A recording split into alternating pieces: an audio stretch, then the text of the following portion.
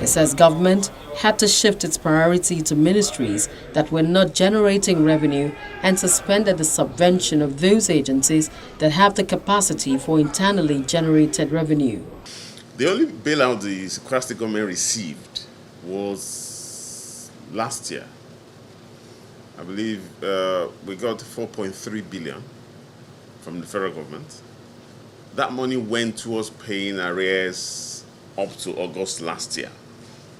And once those arrears were paid, no further arrears have been recorded by the state government in the payment of workers under its control. So, as I speak to you, all state government workers, civil servants of Kwara State government have been paid. The only ones outstanding are those in parastatals, where we're waiting to complete the ongoing verification of workers to pay them. But technically, Kwara State government is not owing any worker as we speak now.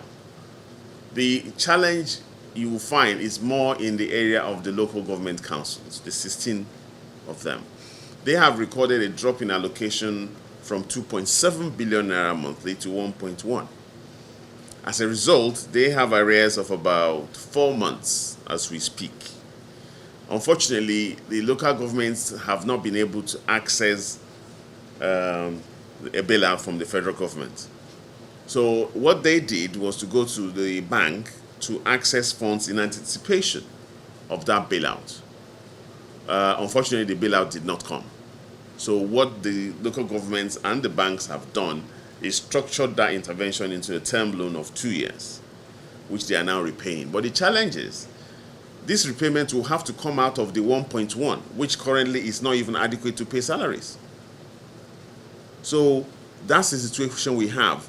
But going forward, the State Revenue Agency, KWIRS, has signed an agreement with the local government councils to collect revenues on their behalf.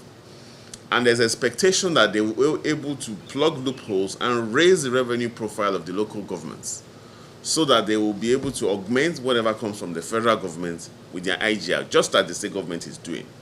So that's the situation.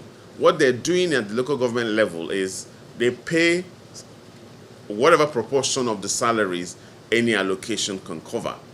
So this last allocation they got, they used it to pay 10% net of their November salaries and all deductions for November, and agreed with Labour, NOLGE, NUT, NLC to keep the balance and await this month's allocation, which they will then add to that balance and at least pay the 1 month of December. Corroborating the spokesman of the governor, the state chairman of the Trade Union Congress, Kola Olumo, blames the local government for not paying the salaries of primary and junior secondary school teachers. As of today, the workers at the state level are not being owed, except for those that have problems with their BVN, which they've asked them to clarify that issue, submit the BVN, submit the necessary details, and they will screen it with NIMSI, and that will be cleared. As regards the local government, concerning the SUBEB and the local government workers, they are being owed a differential. SUBEB has an outstanding, as in the local government teachers, they have an outstanding of like 3 going to 4 months now. While the local government, the local government varies. There are some local government that have just 1 month. There are some with 2, it varies. So between 1 month and 4 months with some local governments. This differential is by virtue of the low allocation that came.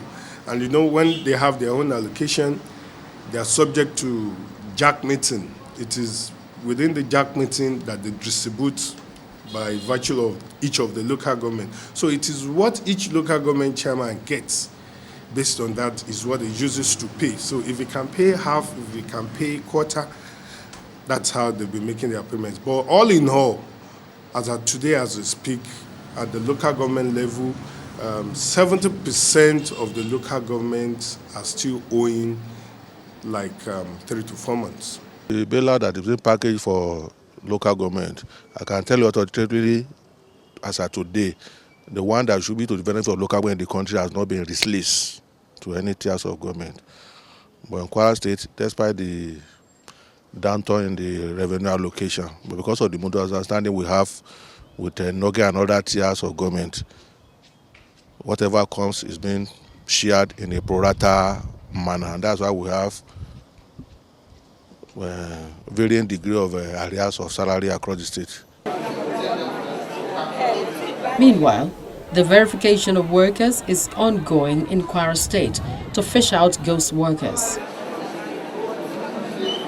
The government spokesman believes when the exercise is completed, it would facilitate the quick payment of the local government workers.